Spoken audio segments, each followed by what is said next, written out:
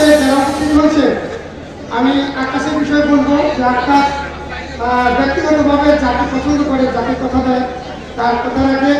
আজকে প্রধান মেহমান আমাদের 14 নেতা, ওনাকে আকাশ অন্তর দিয়ে ওনাকে ভালোবাসেন এবং সেই ভালোবাসার একটি অংশ আমি লক্ষ্য করেছি আকাশ এই অঞ্চলে সাধারণ মানুষের সাথে তার সেই মনের এবং প্রাণের সম্পর্ক, সেই সম্পর্কের যে ধরে আমরা আগামী 12 তারিখে আমাদের 14 নেতার পক্ষে এখানে যে সমাবেশ, এই সমাবেশ প্রমাণ করে যে এই অঞ্চলে এই গালাইনের অত্যন্ত গুরুত্বপূর্ণভাবে আমাদের নেতার পক্ষে আপনাদের সমর্থন থাকবে এই প্রত্যাশা আমাদের যুব দলের পক্ষ থেকে কামনা করে আমাদের 14 নেতা আমাদের অত্যন্ত আপনারা ইতিমধ্যে জেনে থাকবেন, যিনি অতি অল্প সময়ের মধ্যে আমাদের এই হরিরামপুর অঞ্চলে সাধারণ মানুষের মধ্যে সমস্ত শ্রেণী পেশার মানুষের মধ্যে ওনার ব্যক্তিগত ইমেজ, ওনার ব্যক্তিগত ওনার চিন্তাভাবনা, ওনার দৃষ্টিভঙ্গি আমাদের সাধারণ মানুষের মধ্যে অনেক গ্রহণযোগ্যতা পেয়েছে।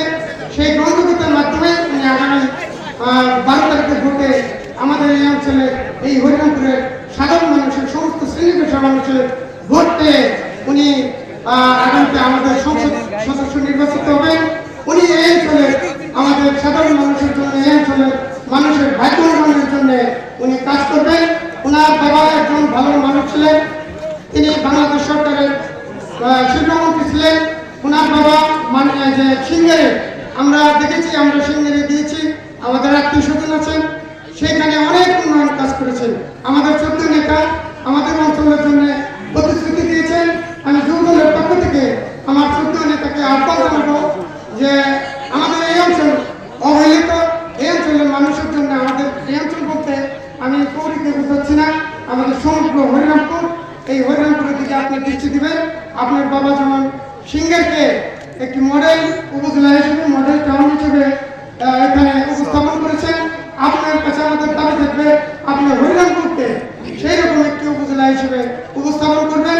এই হরিরামপুরের মানুষ, এই জিটকার মানুষ, এই কৌরির মানুষ, গোপীনাথপুর কাঞ্চনপুরের মানুষ, বাংলার মানুষ যেন যুগ যুগান করে আপনাকে মনে রাখে। এই বিএনপির একজন প্রকৃত কর্মী, প্রকৃত সৈনিক, তার উত্তরোত্তর সমৃদ্ধি কামনা করে আজকে যারা এখানে উপস্থিত আছেন আমার ভাই বোনেরা, এই অঞ্চলের যারা আপনজন, আমি এই পাশে কলেজের ছাত্র সংসদে একসময় ভিতেছিলাম, আমি এই অঞ্চলে অনেক মানুষের সাথে পারিবারিকভাবে বিভিন্নভাবে আমার সাথে সম্পর্ক রয়েছে।